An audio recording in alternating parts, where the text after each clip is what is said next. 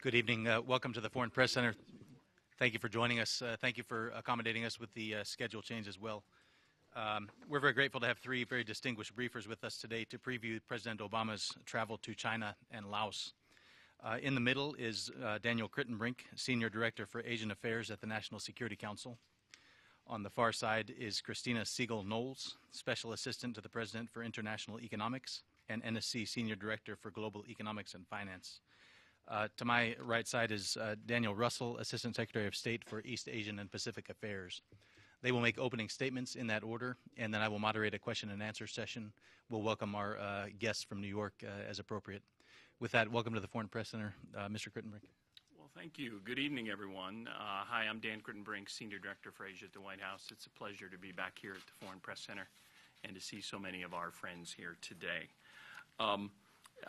As was just announced, I'm going to briefly walk you through the President's upcoming program for his trip to Asia, his 11th trip to Asia.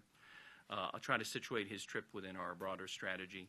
Then I'll turn to my colleague, Senior Director Christina Siegel-Knowles, to talk about our goals in the context of the G20. And then I'll ask my colleague, Assistant Secretary Danny Russell, to provide framing comments on our overall strategy for the region. Then, of course, we'll open it up to your questions. So the President will visit China and Laos during this, as I said, his 11th trip to Asia as President. He'll arrive in Hangzhou on the afternoon of September 3, and he will go directly into a bilateral program with President Xi Jinping.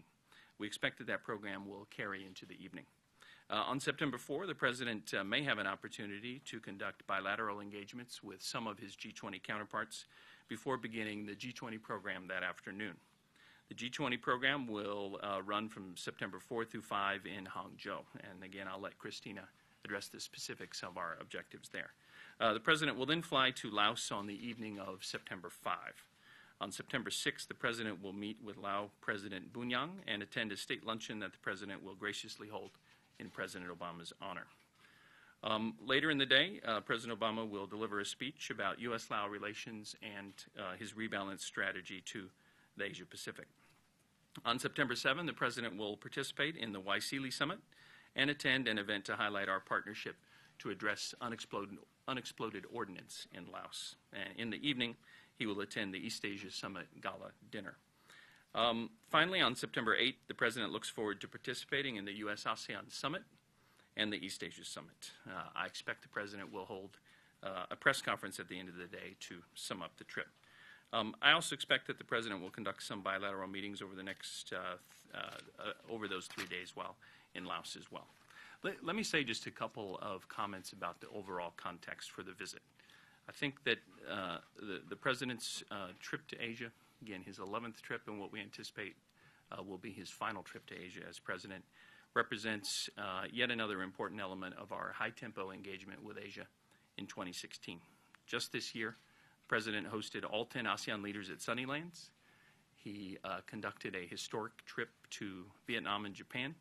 He hosted Singapore Prime Minister Lee Hsien Loong in Washington for an official state visit, and he will host Burma State Councilor Aung San Suu Kyi later in September. In addition, he's been in regular contact with his Asian counterparts through phone calls, letters, and meetings on the margins of multilateral meetings, including the Nuclear Security Summit this spring. I think the tempo of engagement reflects the President's commitment to advance his rebalance strategy. Under the President's leadership, the U.S. is investing in the Asia-Pacific in an unprecedented way. We're strengthening our cooperation with and among partners throughout the region. We're leading efforts to enhance security, expand prosperity, and reinforce a rules-based order, as well as advance human dignity. We advance these objectives through cooperation with treaty allies, deepen relations with emerging powers, and active participation in regional institutions. And all of these elements will be on display during the upcoming trip. Let me say just a couple of words about the bilateral meeting with President Xi Jinping. During his visit to China, President Obama will have an extended bilateral meeting with President Xi. This will be their 8th face-to-face meeting and their 4th extended bilateral meeting, building on their extended exchanges at Sunnylands, President Obama's state visit to Beijing in November 2014, and President Xi's state visit, of course, to the United States last September. The high frequency of leaders-level engagement with Chinese counterparts has been a deliberate part of our strategy for building a more constructive and productive relationship with China. Leaders-level engagement is where problems get solved, where important business gets done, and agreements on cooperation are reached. We believe our methodical and consistent approach to China has yielded a demonstrable record of progress on our priority issues. Over the past 8 years, our work with China has played a major role in supporting global economic growth, preventing Iran from obtaining a nuclear weapon, reaching the Paris Climate Agreement, ending the Ebola epidemic in Africa, supporting reconciliation efforts in Afghanistan, and strengthening nuclear security worldwide. In all these areas, the United States and China have worked to rally international efforts around a common purpose. During this period, we've also more than doubled U.S. exports to China. We've attracted more than a tenfold increase in Chinese investment to the U.S. We've tripled the number of Chinese students studying in the United States. We've also more than tripled the number of visas being extended to Chinese travelers since 2009. We've also been reducing risks of incidents between our militaries. We put in place mutually agreed rules of behavior for naval and air operations and established active channels of communication to better manage risk. Cumulatively, this progress has strengthened the foundation of the U.S.-China bilateral relationship. It's allowed space for us to candidly and directly address our differences as well, without having those differences define the overall relationship. I can say with confidence that both governments and both leaders have grown increasingly comfortable with being exceptionally candid with one another in confronting our differences in areas of friction, whether on human rights and religious freedom, treatment of civil society, maritime issues, unfair economic practices, or cyber issues. We obviously have real differences with China. We don't paper over them. We don't pull punches in addressing them. Both sides are committed to constructively managing those differences, even as we continue to work to expand practical cooperation. So that will be the spirit, I think, in which the meeting between President Obama and President Xi in Hangzhou will be conducted. I think the President will make clear, as he has in the past, that the U.S. welcomes a rising China that is peaceful, stable, and prosperous, and that is a responsible player in global affairs. The President will make clear his view that when China is invested in helping to resolve regional and global problems, the United States and the world benefits. At the same time, the President will emphasize all countries need to play by the same rules, regardless of size or power, because that's the way everyone can compete and be treated equally. He'll also affirm that we believe countries are better able to reach their full potential when they protect the universal rights of all of their citizens. The President will also underscore our determination to ensure there's a level playing field for U.S. firms in China. So in sum, I think the focus of that discussion will be, again, on narrowing differences, managing them, and expanding practical cooperation. And I'll leave, of course, discussion at the G20 to Christina. Let me say just a couple of things, if I could, about our objectives in Laos and at the East Asia Summit. First of all, regarding Laos, the President's trip will be the first by a United States President to Laos. It's an opportunity to highlight the growing opportunities in U.S.-Lao relations. We've been working with the Lao government to expand cooperation on a broad range of issues, including building trade and economic ties, science and technology, education and training, environment and health, legacy of war issues, and humanitarian cooperation. We're committed to being a reliable partner for Laos and building a practical partnership that's based on common interests and mutual respect. Through our growing bilateral relationship, we'll continue to address directly our shared and oftentimes difficult history. Humanitarian cooperation, particularly achieving the fullest possible accounting of Americans missing from past conflicts, has built trust and is a clear demonstration of Laos's commitment to build a stronger bilateral relationship. And it will continue to obviously be a top priority for the United States government. We also understand the importance of building trust by addressing legacies of war, particularly unexploded ordnance removal. Over the past 2 decades, the United States has invested over $100 million in Laos in UXO assistance. We hope to build on that commitment during the President's trip. We also want to build a foundation for the future. Our assistance priorities, in addition to UXO, are focused on education, health, and nutrition. On the economic front, we were pleased to be able to sign a trade and investment framework agreement earlier this year, right after Sunnylands. We expect the President's trip will highlight further opportunities for trade and investment in Laos. And finally, on the U.S.-ASEAN Summit and East Asia Summit, I would say at the U.S.-ASEAN Summit, The President is looking forward to sustaining the momentum that we generated at Sunnylands in February by expanding our cooperation with ASEAN across our 5 priority areas. The President will describe new investments that we're making under U.S.-ASEAN Connect, which is our overarching initiative to strengthen U.S. economic engagement with ASEAN. And, of course, the President looks forward to coordinating with ASEAN leaders on the way forward on important regional issues such as the South China Sea, especially the need to keep the region focused on peacefully resolving disputes in accordance with international law, lowering tensions, and invigorating diplomacy. At the East Asia Summit, the President will, of course, coordinate with leaders on efforts to advance a rules-based order in East Asia, in the Asia-Pacific, and he will focus discussion on a number of priority issues, including North Korea's illicit weapons and nuclear programs, South China Sea disputes, and issues such as human trafficking and irregular migration. Thank you for your patience. That's my overview of the President's trip. Now, if I could, turn it over to Christina to talk about the G20. Sure. Thanks, Dan. As Dan said, on September 4th and 5th, the President will participate in his 10th and final G20 meeting. I think to put this event in perspective, it's helpful to look back at where the world economy was when the President participated in his first G20 meeting in April 2009.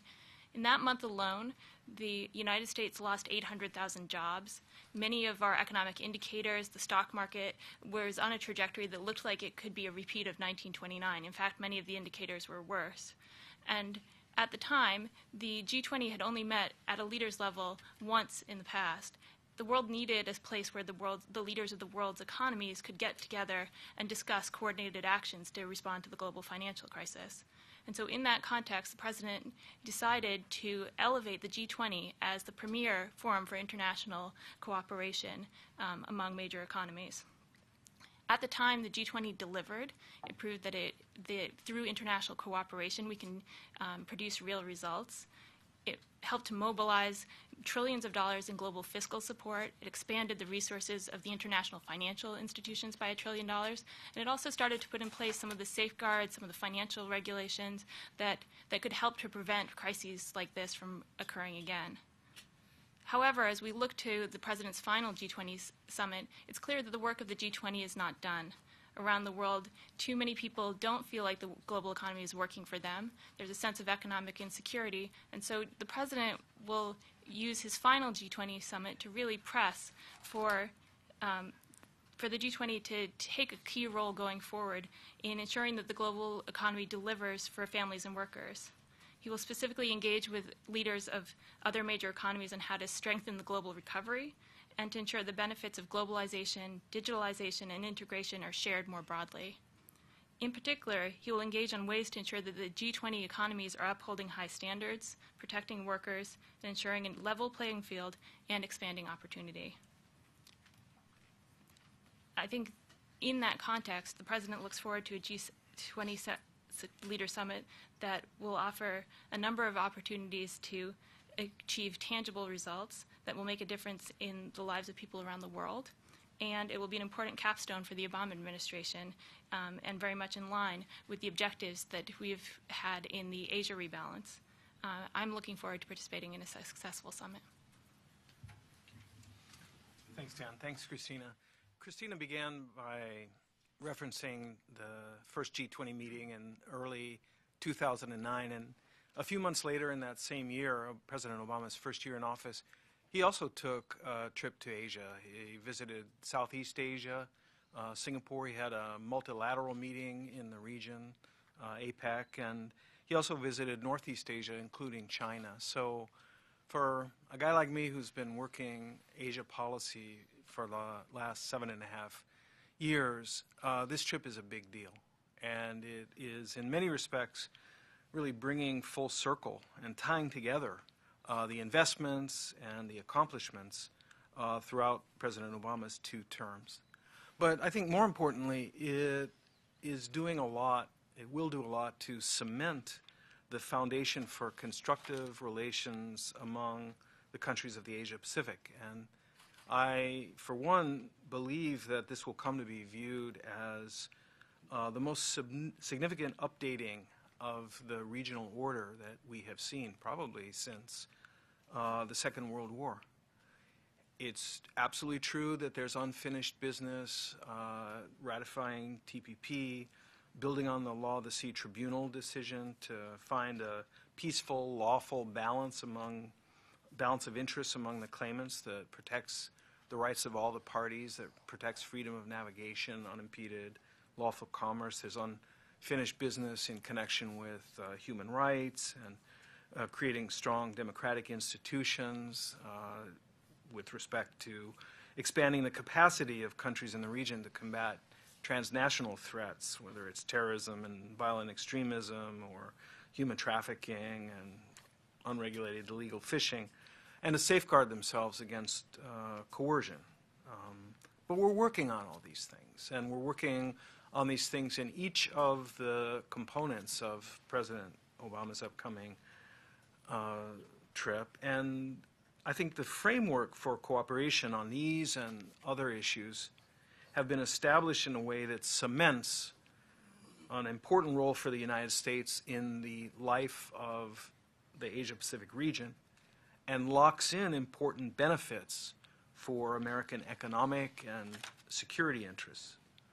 So first and foremost, in terms of our relationship with China, I think it shows the extent to which we've established a very strong foundation in the U.S.-China relationship that can both handle stress and can get things done, things that are meaningful to both of us.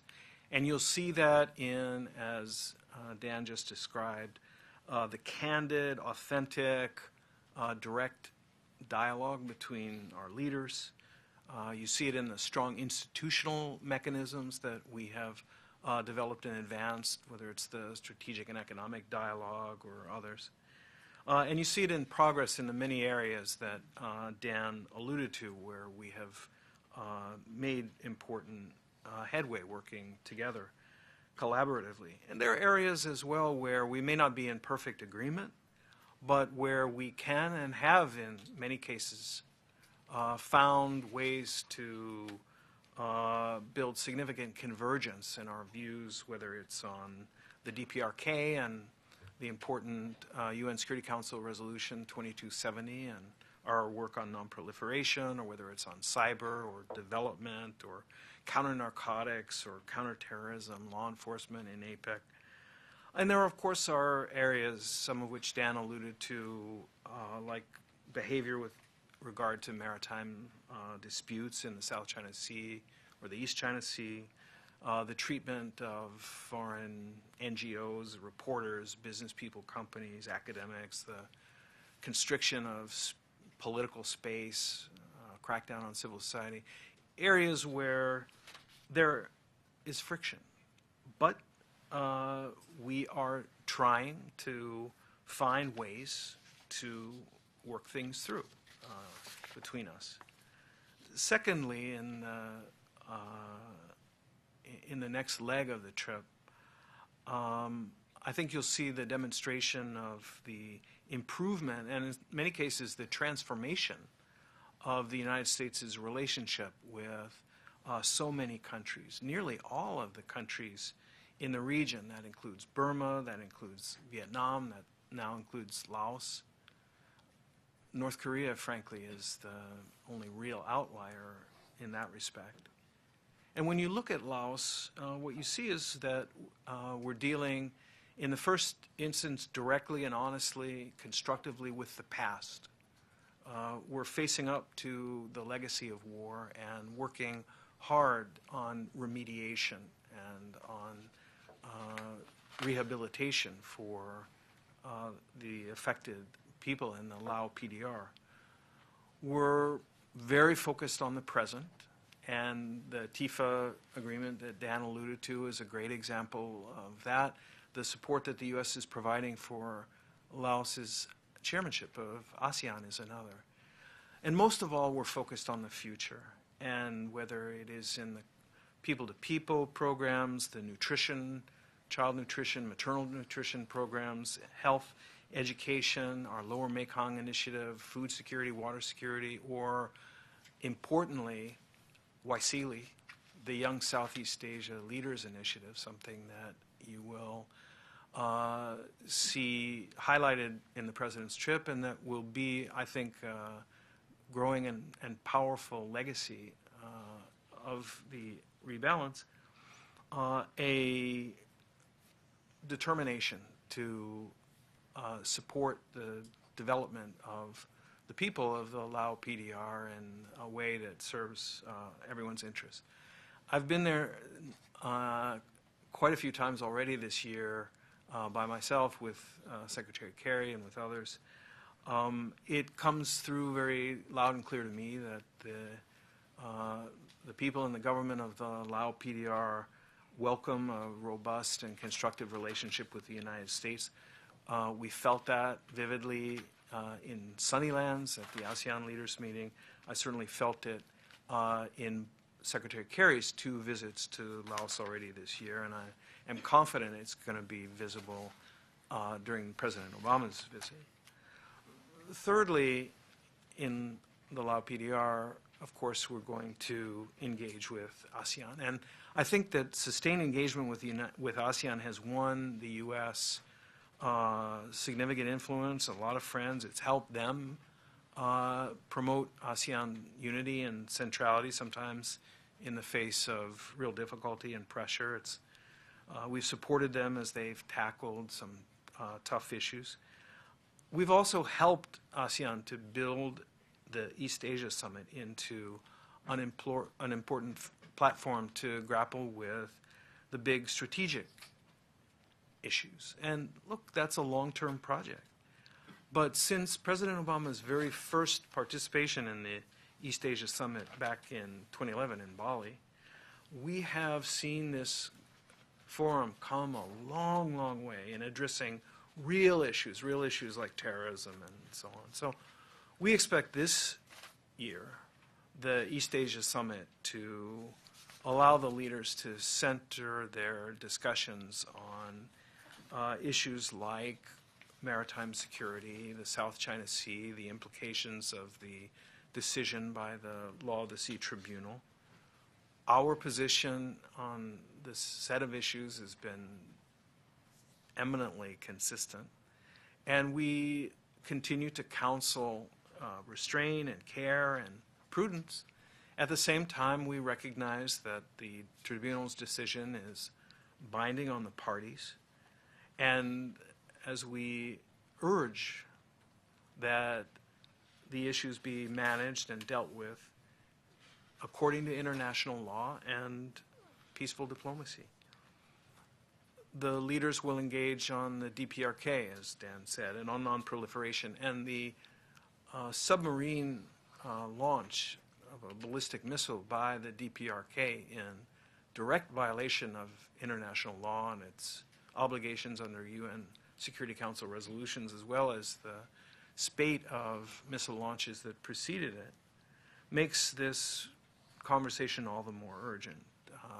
This behavior, among other things, threatens civil aviation and maritime commerce in the region, and it's necessary for the leaders to engage very directly on that real threat. Refugees, migrants, trafficking in persons is an issue that is on the minds of the leaders and on the agenda of the East Asia Summit. The global humanitarian system is under tremendous strain, as the President and Secretary Kerry have pointed out. The needs outstrip the resources, and the EAS discussion of this set of issues will help set the stage for the important summits to come later in the month in the UN General Assembly. And countering ISIL and countering violent extremism and that false narrative is a major concern to the member countries in EAS, and the U.S. and our partners, including in ASEAN, are collaborating in a number of ways, including on aviation and border security, on the counter-messaging center, which is being hosted by Malaysia and is now, I'm glad to say, up and running. And lastly, on the other meeting between President Obama and the 10 ASEAN leaders, the second in 2016, as Dan said, of course, we will be building on the strategic partnership based on the principles reached at Sunnylands. We'll also be really drilling down and rolling out with more specificity the launch of the U.S.-ASEAN Connect initiative. So we have centers in Jakarta, in Singapore, and Hanoi. The U.S.-ASEAN Connect helps focus and helps bring together private industry in areas like renewable energy, digital economy and innovation, women's entrepreneurship, and credit facilitation. I think that the Connect initiative reflects both the government's but also the U.S. private sector's interest in supporting ASEAN's continued economic integration and the success of the ASEAN economic community. The one brief additional comment I would make about ASEAN is that when you take a step back, it is nothing short of extraordinary that a region as diverse as the 10 ASEAN countries, as burdened by the history of conflict and mistrust, as divided among the world's great religions and divided as they are along ethnic lines, as complicated as their geography is, the fact that these 10 countries have found a way to organize themselves and to create a mechanism that allows them peacefully to engage on a range of economic, political, social, and other issues creates a phenomenal opportunity that President Obama has made it a point to recognize and to work from. And I think that it's very fitting that his last visit to Asia will culminate in a meeting with the ASEAN leaders. Thanks. So we'll have time for a few questions now. Please identify yourselves and your outlet. If our colleagues in New York want to step up to the podium, we'd welcome them. Let's start on the black shirt, please.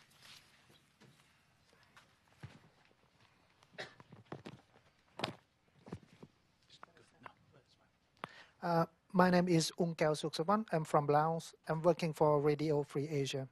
I have three questions to ask you.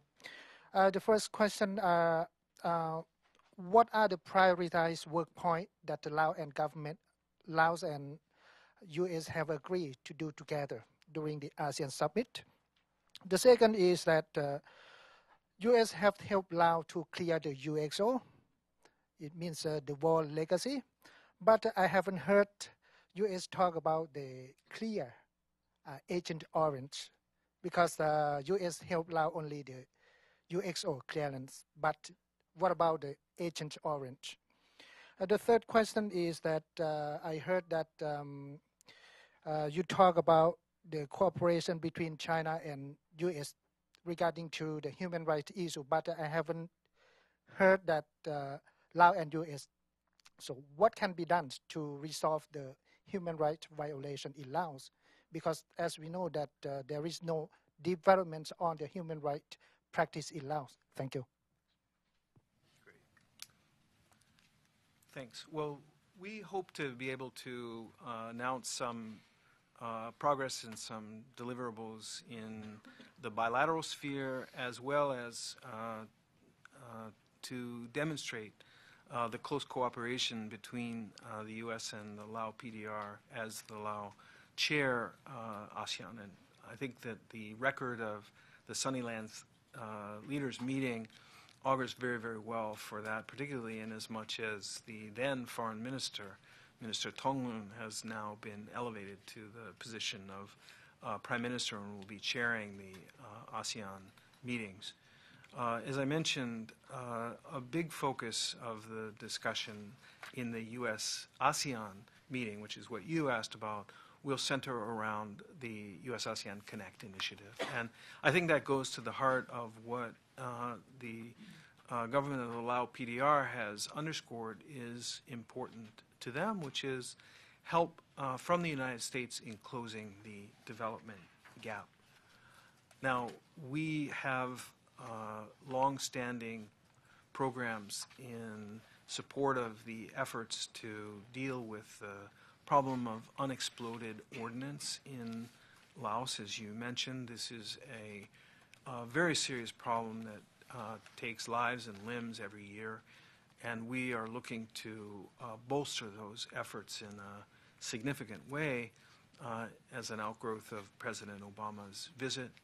Dioxin remediation is another dimension of our efforts to deal with the legacy of the war and the after effects of that very fraught period. And it's folded into a broader set of initiatives whereby the United States seeks to support in a number of ways the development and promotion of health throughout the Lao PDR, including and particularly for children, in as much as stunting in Laos is a particular problem. With respect to human rights, this is a part of the agenda in every conversation that President Obama holds with foreign partners, as well as important priority for Secretary Kerry and other members of the cabinet. I accompanied Secretary Kerry, as I mentioned, to the Lao PDR early in the year in February and again in July. In his bilateral meetings, the Secretary was very clear about the importance that the United States and the international community put on respect for human dignity, respect for human rights. Secretary Kerry raised specific points, and I, and our ambassador to the Lao PDR make it a point to engage actively with civil society. I have no doubt that President Obama himself will, of course, engage directly with the Lao senior officials on this important topic, make clear that, as our development programs already undertake to do, that we seek to help improve and strengthen the institutions that protect the rights of all citizens of the country. And also, I can virtually guarantee that when you watch the video of President Obama engaging with young leaders representing every corner of ASEAN and every corner of the Lao PDR, you will hear from him the same uplifting and inspirational message that he conveys to young people everywhere that he goes. Thank you, Danny. I agree with everything Danny said. Can I just make two general points to supplement what Danny just said? I completely agree with Danny. I'm confident that the President will raise issues related to human rights and the importance of a free and vibrant civil society while he's in Laos. The promotion of universal human rights remains a central element of American foreign policy, and we continue to demonstrate that every day. And I know just recently Ambassador Susan Rice hosted at the White House a number of civil society activists from across Southeast Asia just to demonstrate that fact again. And so I completely agree with Danny. I think you'll see those issues emphasized on the ground in Laos as well.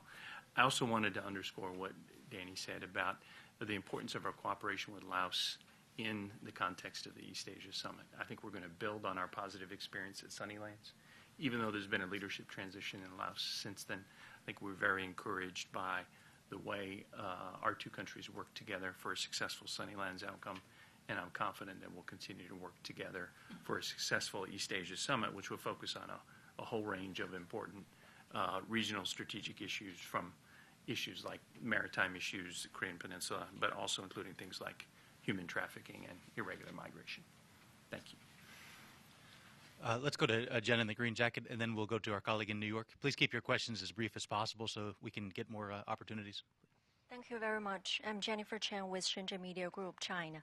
I would like to know what will be the optimum outcome of a bilateral meeting with between President Xi and President Obama, especially in regards to the South China Sea dispute. And during his meeting with Susan Rice, President Xi stated that China does not plan to challenge U.S. hegemony. Might this encourage the U.S. to decrease its involvement in China's global interactions? Thank you very much. Could you repeat the last part? Might this cause the United Might States this encourage U.S. to decrease its involvement in China's global interactions? Well, Thanks. I'll take an initial stab at your question. First of all, thanks very much. As I mentioned, the President very much looks forward to his 8th meeting with President Xi Jinping. What I think you'll see, both as an outcome of the meeting and I think in the content of the meeting itself, is a very broad-ranging discussion between two leaders that are committed to advancing cooperation everywhere we can on a range of global issues, from global warming and climate change to counterterrorism, to furthering our non-proliferation goals, to taking steps to strengthen the global economy. And I think you'll see that very clearly through the readouts of the meetings and hopefully from the deliverables that are announced after the meeting. But at the same time, I'm confident that our two leaders will, just as they've done before, just as I saw them do at Blair House last year and on the margins of the Nuclear Security Summit here, I'm confident they'll have a broad-ranging strategic discussion about how we approach one another, what our priorities are internationally and domestically, and importantly, not just on the areas where we cooperate, but how is it that we're going to manage our differences, our very real differences over issues like maritime issues, like cyber, like human rights. And I'm confident that the President will have an opportunity to explain what drives American foreign policy, what our objectives are, and what we hope to see in our interactions with the Chinese. You asked what would an optimal outcome be on the South China Sea. Our policy on the South China Sea is clear. We want all countries to advance their claims and operate in accordance with international law, to commit to resolving disputes peacefully, and to ensuring that freedom of navigation, unimpeded commerce are always protected. And so that's the optimal outcome that we seek, and I'm confident that there'll be a very clear and candid exchange between our leaders on those issues. You mentioned a final comment. Let me just answer it this way. I thought that Ambassador Susan Rice had a very productive and constructive series of meetings during her recent trip to Beijing. I thought her meeting with President Xi was particularly fruitful.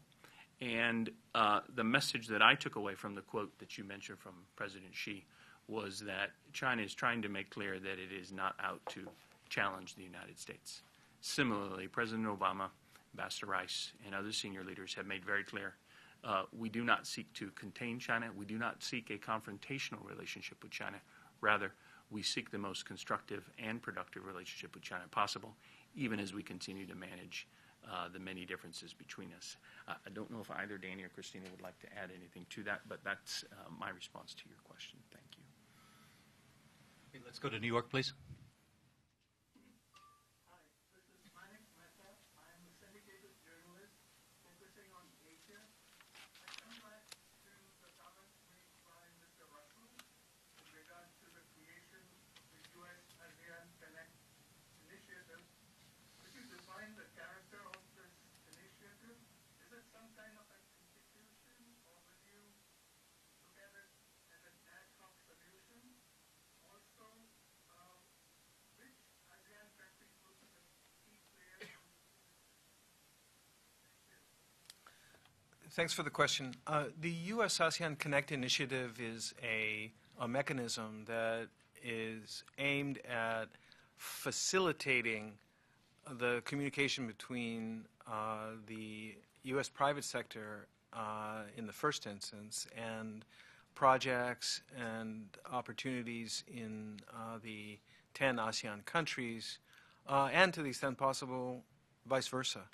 What we're finding is that notwithstanding the formation of the ASEAN Economic Community and notwithstanding the great progress that's been made on ASEAN connectivity and centrality, the fact is that each of the 10 ASEAN countries often operate independently, and that it presents challenges for U.S. businesses who want to contribute to the market in Southeast Asia, which is a huge and growing market, and who also want to harness that energy in their business in the United States as well. So in the initial stages, we are augmenting our embassy staff with well-trained economic specialists who can help with the matchmaking in these areas of focus that I mentioned. And the countries that are positioned well to create opportunities for U.S. investors and for U.S. businesses are the countries that will, in the first instance, make the most of the U.S.-ASEAN Connect, but we're undertaking it in all 10 countries. Thank you. Okay, let's go to Andre, please. Front. Thank you. My name is Andrei Sitov. I'm a Russian reporter with TASS, the Russian news agency. Thank you, gentlemen, ladies and gentlemen, for doing this, and thanks to our friends at the FPC for hosting this. I obviously look at your upcoming visit to China and to the region in a trilateral way. U.S., Russia, and China. So my first question is about the American Chinese side of that trilateral relationship. And the question very simply is, how do you define that? How do you define China for yourself? Is it a rival, a partner, or is it moving closer to being a partner or a rival? And then secondly, if you look at the whole triangle, then which side of the triangle is the strongest at this point and why? Thanks. I'd be happy to take the first part. I'm not quite sure how to comment on the triangle question. How to define China? I think our relationship with China is exceptionally important, one of the world's most consequential. It's also one of the world's most complex bilateral relationship. I think it defies easy and simple and definitions. So, as I said a moment ago, when we seek to describe the U.S.-China relationship that we seek to build, I mentioned that we strive for a constructive, positive relationship with China where we expand our cooperation on a number of shared global challenges. At the same time, we recognize and are comfortable with the fact that there exists a broad range of tensions in the U.S.-China relationship. We don't shy away from that tension or those differences, and we confront them very candidly. So I think it's very complex. I think it incorporates both of those elements. And I think, candidly speaking, I think you could argue that our cooperation and our competition and differences with which we're confronted, those are also growing simultaneously. To your second question, I would say, look, during the Cold War, there was much made of the construct of a triangle or a triad, and a lot of international relations theory PhDs were written on the kinds of questions that you're posing. Look, both China and the United States have bilateral relations with Russia. We are each engaging on a set of issues and problem set. Some are a function of sharing a border. Some are a function of strong opposition to the violation of borders.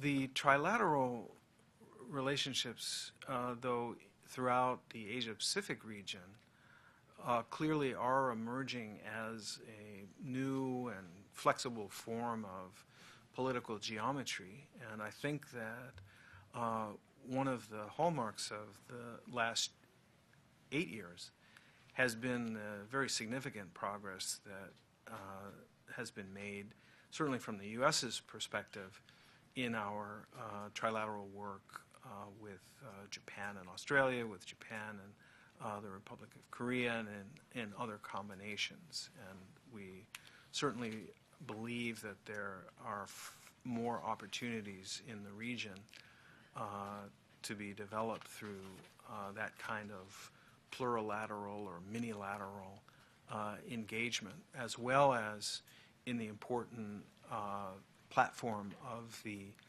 East Asia Summit, where the United States, China, and Russia are all represented. So we maybe have time for 2 more questions. Let's go to the middle and the side, please.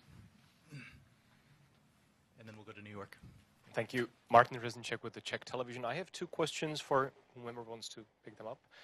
The first is on TPP. What is going to be the president's message to his Asia partners, given the difficulties that only he, but it is facing on the Hill here in the States?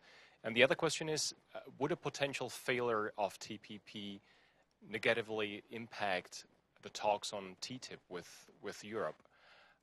Especially in the light of the latest remarks coming from Germany and France saying that the talks have in effect failed. So to put it more bluntly, is TTIP dead? Thank you. So maybe I can start, and then Danny and Dan can jump in. So I think when it comes to TPP, the administration has said that this is our #1 legislative priority at this moment. I think we've been very clear that we believe that the TPP agreement has potential benefits for us economically in terms of opportunities for U.S. businesses, U.S. workers, U.S. jobs. We think it has a benefit in the foreign policy realm. It very much is a hallmark and part of our strategy of a rebalance towards Asia. And so I think we've been very clear that we are going to work to try to get this over the line with Congress, and we're confident that by making that case, we can get there. So I would emphasize that our view is that we're going to push to get this done, and we are not giving up on TPP in any way, and that's the message that the President will deliver to partners in Asia. On TTIP, I have information from our negotiating teams that are on the ground from as recently as today. The work is ongoing. The President has given a mandate to the negotiators to close negotiations this year. That is what they are working on. And we've heard various press statements. Negotiations aren't closed until they're closed, and there's often things said around negotiations that may or may not reflect the state of play. At least from our perspective, what we are hearing back from our team is that we're continuing to work through a number of thorny issues, and they're continuing to do the work the President's asked them to do, which is conclude by the end of the administration, in the end of this year. Could I just underscore that and just to say, if you want, just one recent but I think powerful example of the President speaking to both the economic and the strategic importance of TPP and his commitment to getting the deal done, is look at the, I think, very successful press conference that the President held with Singapore Prime Minister Lee Hsien Loong during the Prime Minister's official state visit here. I think the President was eloquent and forceful on the issue and couldn't have been more clear, just to underscore Christina's message. Okay, let's go to New York, please, and then one last one back here.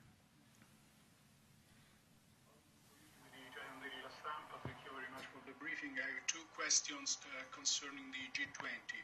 The first is G20 and migration. In a letter sent to the leader of the G20, the President of the European Council and the European Commission asked the G20 to put the migration issue at the center of the discussion. What do you expect? What do you think the G20 could do in order to address this issue?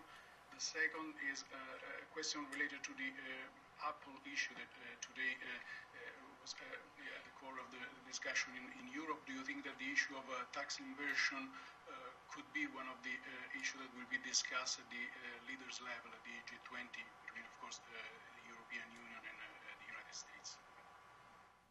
So I can take both of those, and certainly if others want to jump in. So in terms of the migration issues, clearly this is an issue that is of utmost priority for the administration. It's an issue that has received very high level of attention in the context of current challenges.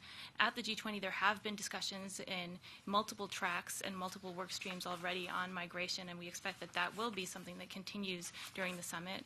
I think the G20 is the premier forum for discussing economic cooperation, and there are many aspects of the migration challenges that we face that have an economic angle, in particular when it comes to the response to the refugee crisis that we are seeing not only in Europe but also in other regions of the world.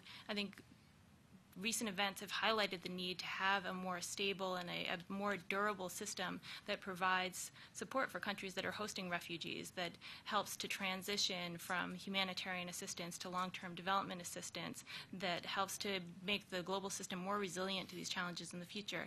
So G20 leaders will discuss how do we move that agenda forward. There has already been a call in the finance ministers and central bank governors discussions and in their public statements for the World Bank to look at the role that they might play in that space. So I expect that this will be a topic of discussion. And of course, for this administration and for many countries around the world, we're also looking forward to a summit that the President will host on the sidelines of the UN General Assembly on refugees and migration. And we see the G20 as a good place to have a discussion that can continue into the sidelines of UNGA later in September. On the tax issues, as you're probably aware, tax and financial transparency, base erosion and profit shifting are issues that the G20 has really championed in the entire history since 2009. I think we will continue to see leaders lift up the work that's ongoing in the context of the OECD work on base erosion and profit shifting. We will continue to see a focus on what more can be done to increase transparency when it comes to tax and look at how do we move those issues forward in the G20 context. So I think you can definitely expect to see tax issues on the agenda for this year's summit. Let's take the, excuse me, we'll take the last question from here, please. Thank you. Thank you very much. Dong Huiyu with China Review News Agency. I'm wondering what would be the style of the bilateral meeting between President Obama and President Xi. It will be similar to that in Sunnyland and Zhongnanhai, or it would be a relatively formal meeting between the two leaders.